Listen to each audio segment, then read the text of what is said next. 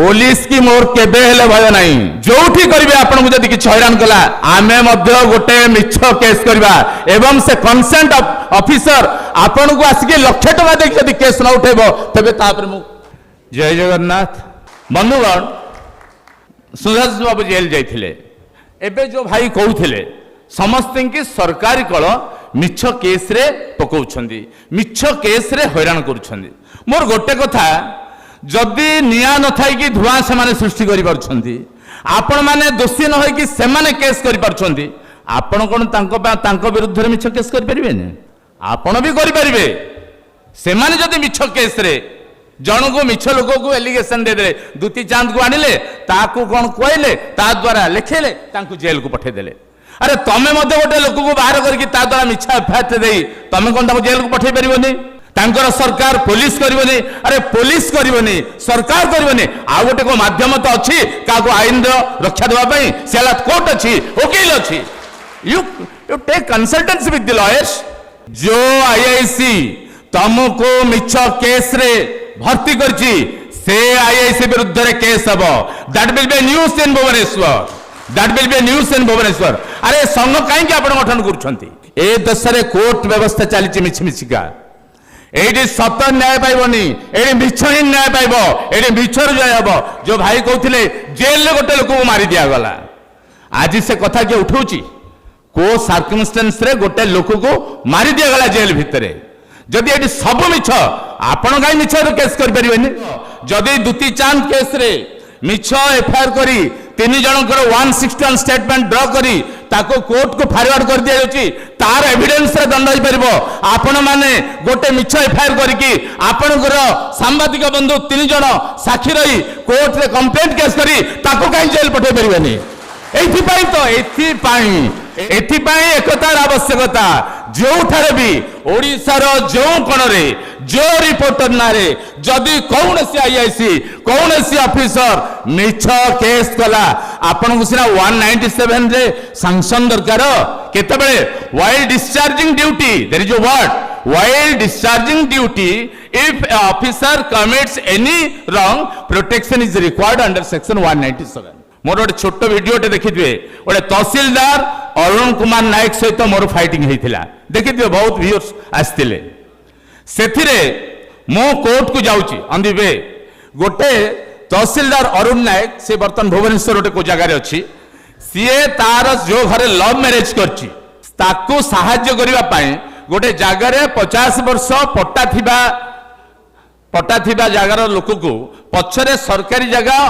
कौन से व्यवहार योग्य जगह नहीं गोटे 4 हाथ पछू कर गोटे लैट्रिन टे करताको साहाय्य करिवो मार्केट बिल्डिंग की गाड़ी जीवा पास करिया पई ताको जोर जबरदस्त भांगी दउथला मु आसी प्रोटेस्ट करथिली ता सहित मोर गंडोल होइतिला सी मो नार केस देथिला मु ता नार केस देथिली बने बंधुगण आपण माने आपणकर केते बळ आपण माने आज भी जानि नाहंती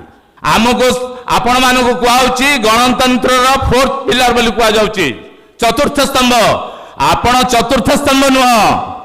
आपण होउछंती प्राण मनुष्य देहर प्राण जहा गणतंत्र सांबादिकता से मुझे छोट एग्जांपल आपन को दोची छोट एग्जांपल प्रत्येक प्राणी रो गोटे शरीर दरकार गोटे देह दरकार हेले ए देह को चलेवा पाए आमर किछि इंद्रिय दरकार आमर जिन छोट बड़ 14टा इंद्रिय अछि दिने कोन हला 5टा इंपोर्टेंट इंद्रिय माडबोल लगिले कहले आम भितरे बड़ किए को 5 जन कहले बाक कहबा लोक आखि कान मन प्राण ए 5 जन इंपोर्टेंट इंद्रिय माडबोल लगिले आम भितरे किए बड़ कहले एटा किए निष्पत्ति करबो जाटे बहुत ज्ञान थिबो ना ठीक अछि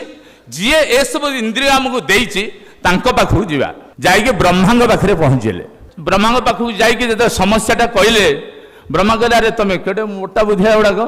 एति तमे जानि पारलनी एटा किमि जणा पड़िबो ना एइटा तमे निजे निजे टेस्ट कर दियो निजे निजे तमे टेस्ट कर देले तमे जानि पारिबो तम भितरे किए बड़